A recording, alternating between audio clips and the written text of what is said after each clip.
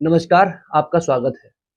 इस वक़्त मैं मौजूद हूँ इटावा जनपद में और इटावा जनपद में मौजूद हूँ इस्कॉन मंदिर में। इस्कॉन टेम्पल के नाम से जाना जाता है। इसके प्रेसिडेंट हमारे साथ बात करने के लिए मौजूद हैं, जो यहाँ के प्रेसिडेंट हैं, श्री गोविंद गिरधारी दास जी। इनसे जानने का प्रयास करता हूँ कि जब इस्कॉन टेम्पल की बात आती है तो आपने देखा होगा, बड़े-बड़े महानगरों में इस्कॉन मंदिर की स्थापना है। इटावा वालों के लिए ये बहुत ही गर्व की बात है कि इटावा में इस्कॉन मंदिर का निर्माण ये करा रहे हैं। आखिरकार इसके पीछे इनकी सोच क्या है? किस तरीके से मंदिर का निर्माण हो रहा है? हर एक बिंदु पर इससे चर्चा करते हैं। सबसे पहले तो गोविंद गिरधारी दास जी महाराज जी, आपका स्वागत है हमारे चैनल पर। बहुत बहुत धन्यवाद। आपका भी स्वागत है इस्कॉन टेम्पल में। इटावा में इस्कॉन मंदिर का आप निर्माण करा रहे हैं, बहुत अच्छा निर्माण चल भी रहा है, शुरुआत हो भी बहुत तेजी से काम आप करा रहे हैं। इसके पीछे क्या सोच है इटावा में इस्कॉन मंदिर को लाने की?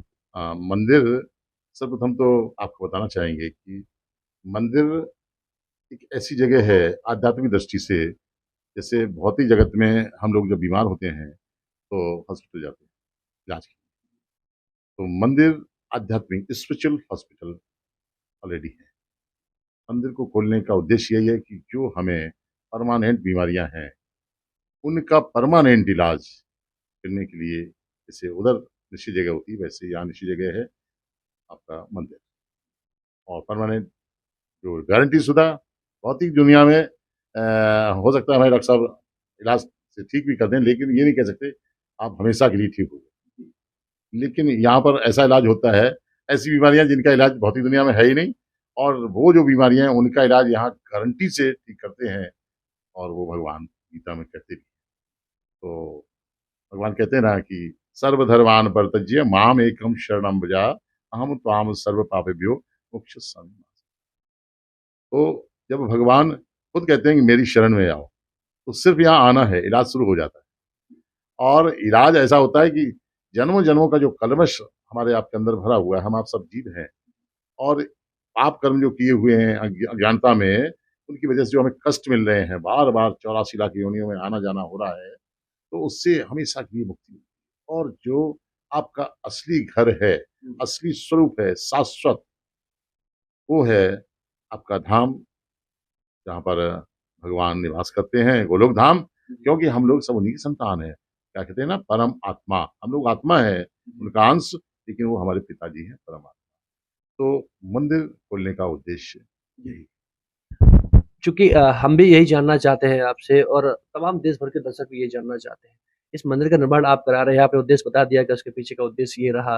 मंदिर का प्रारूप क्या होगा? किस तरीके से ये भव्य मंदिर बनकर तैयार होगा? लगभग कितना समय इसमें लगेगा? थोड़ी-सी और जानकारी दीजिए। या आपको बताएं कि वैसे तो हमारी संस्था से आप परिचित हैं कि ऑल ओवर वर्ल्ड में हमारी संस्था ये मानव जाति के लिए जो कार्य कर रही है, तो वो किसी से छुपा नहीं।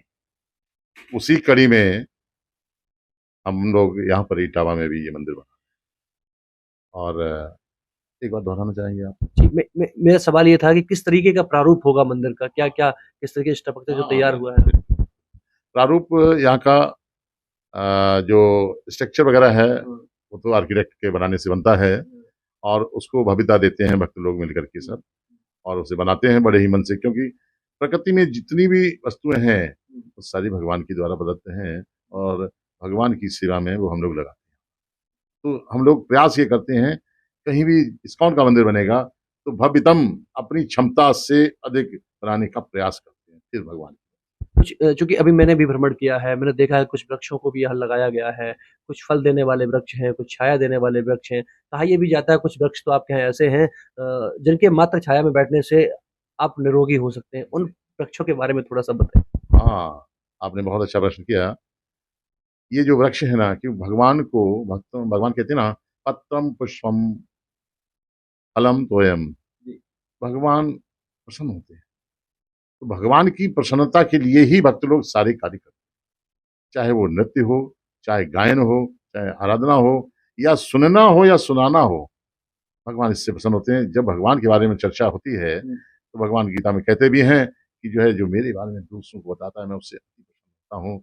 इसलिए भगवान की प्रसन्नता हेतु सारे ये तरीके हैं। आपने पूछा वृक्षों का, तो फलदार वृक्ष, पुष्प और भगवान की डेली भोग के लिए ताजी ताजी सब्जियां, ये सब व्यवस्था इसलिए की जाती है, भगवान का अभिषेक होता है। फलदार जो फल आते हैं उनसे, रस से, और जो खुशबूदार वृक्ष हैं, जैसे आपने अभी देखे कि 65 पेड़ आपने जाने बेला के लगे हुए हैं।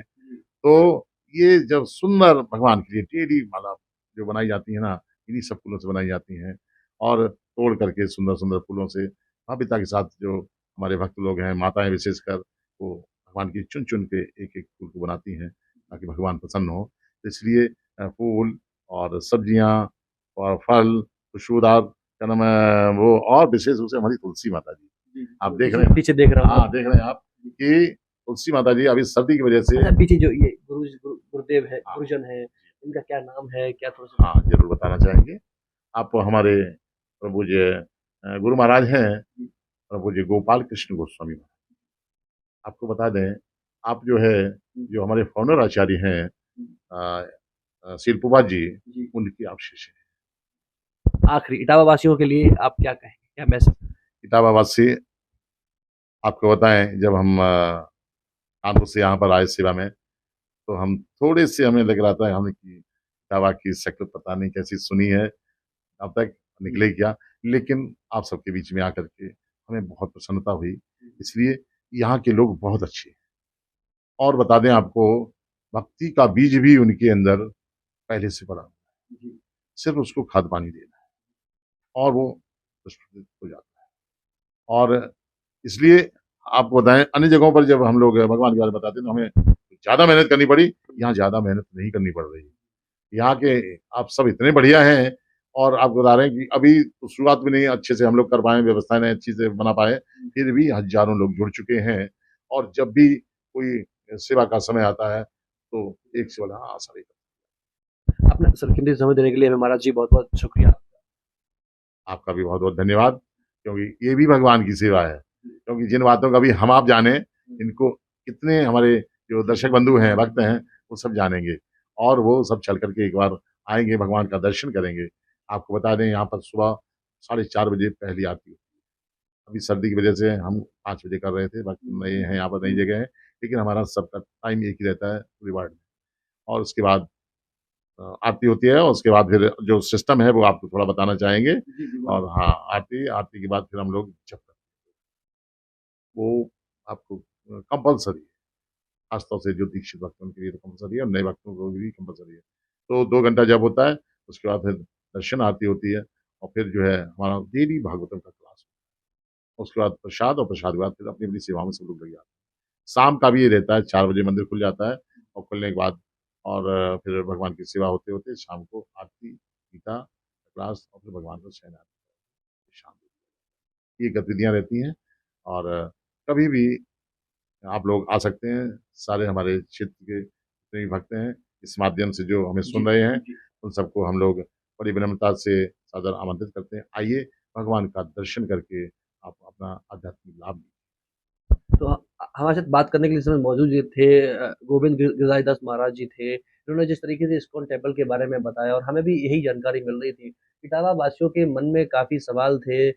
सुना बहुत था उन्होंने इस्कॉन मंदिर के बारे में, लेकिन आज हमने आपको रूबरू कराया है, और आप भी आपको भी लगता होगा कि इटावा में इस्कॉन टेम्पल कहाँ है, किस जगह है। तो ये जगह भी हम आपको बता दे रहे हैं कि आरटीआई चौराहे के आगे आप आएँगे तो वहाँ ये स्थित है इस्कॉन टेम्पल। इसके बगल में कोई वाटिका भी है, क्या नाम है हाँ, इनका? बालाजी बालाजी वाटिका के banquet just hall. Banquet hall, और आगे आप देखेंगे तो डिवाइन स्कूल है ये, इसके जस्ट बीच में ये रास्ता है, बढ़िया, बहुत शांतिमय स्कूल ये पूरा तैयार किया गया है इस्कॉन टेम्पल। तो आप आइए, तब तक के लिए हम विदा लेते हैं इटावा से। कैमरामैन पंकज के साथ आशिष कुमार।